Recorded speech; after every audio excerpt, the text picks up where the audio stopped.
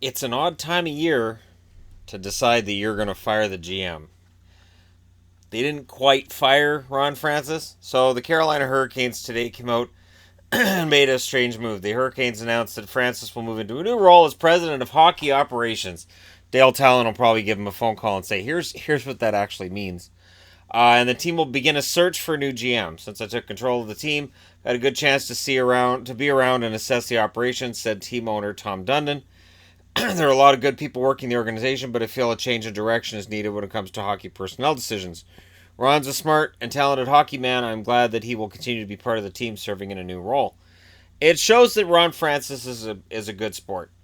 And Ron Francis was in his first go around as a GM with Carolina. And I looked quickly through his record of trades, and we can just take a quick look at this. I think really the only damning thing about Ron Francis is there's no big moves, really. Jay Harrison is acquired by Winnipeg from Carolina for a sixth rounder.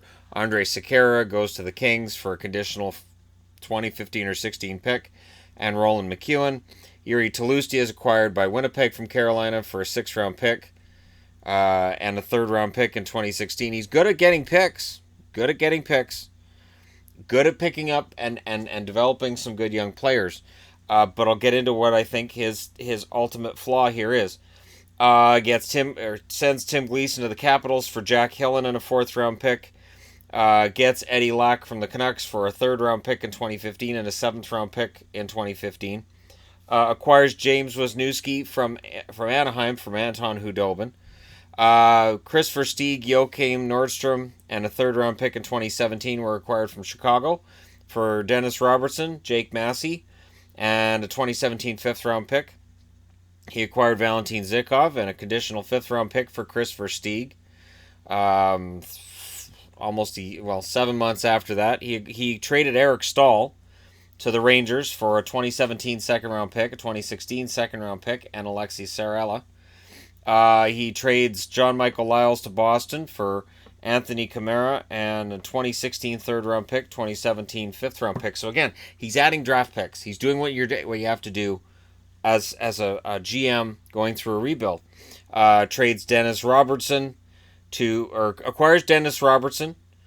back from Chicago for Drew McIntyre. Acquires Dane Fox from Vancouver for future considerations. Dane Fox was never going to play. Acquired Brian Bickle and Teuvo Teravainen, of course. Teravainen was thrown in so they'd take the crappy contract to Bickles.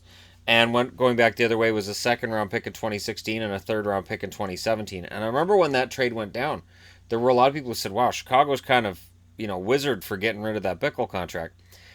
Trades Brody Sutter for Connor Brickley. Traded Keegan Lowe for Philip Samuelson. And, of course, Ron Hainsey left Carolina last year at the deadline to go to Pittsburgh for Danny Cristo and a second-round pick in last year's draft.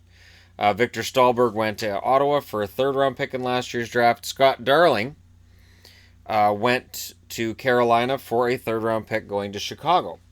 He then gave a fifth-round pick to the Vegas Golden Knights for expansion draft considerations, acquired Trevor Van Riemsdyk from Vegas with a seventh round pick in 2018 in exchange for a 2017 second round pick. And then he trades Eddie Lack, Ryan Murphy, and a 2019 seventh round pick to Calgary for Keegan Kanzig and a 2019 sixth round pick. So he gets rid of Eddie Lack's contract. Marcus Kruger became a member of the Carolina Hurricanes at the expense of a fifth round pick in 2018 going to Vegas. And, of course, at the deadline this year, he traded Josh Juris to Pittsburgh for Greg McKegg. There's no core guys in there other than Teravainen, who, again, was in that deal because Brian Bickle was traded. I look at Carolina, I look at where they are, and I look at where they were before he came in, and it's very similar. In the end, this is a new owner coming in and saying, well, in the last 4 years, what have you done? And Ron Francis can say, well, we've got a solid young defense. We've got some promising guys offensively. I still don't have that bona fide number one center. And I went out and got Scott Darling in the offseason to try to shore up our goaltending, and that ultimately hasn't worked out. Tom Dundon rightfully probably looks at this and goes, "You've had 4 years, and this is what's happened." How many young prospects are in the pipeline that are going to be awesome? He'd mentioned Hayden Fleury. There's a couple others. But really, I can understand why Dundon gets rid of him. A new owner will always make a GM nervous because that new owner is going to want to put his stamp on the team. It's sort of like when you're a coach and a new GM comes in, your days may be numbered because he didn't hire you. So the first thing that'll usually happen is a GM sits down with a coach, and what you're really doing if you're the coach, you're interviewing for the job you already have, so that you could decide whether or not you keep the job you already have. Ron Francis is a good guy. He was one of the best players I ever saw, one of the best pure passers in the league. Very good, solid leader on the ice, off the ice. I don't know that he was ever going to be a fantastic general manager in the NHL. I don't know that he ever gets back into being a general manager in the NHL. But here's what'll be interesting.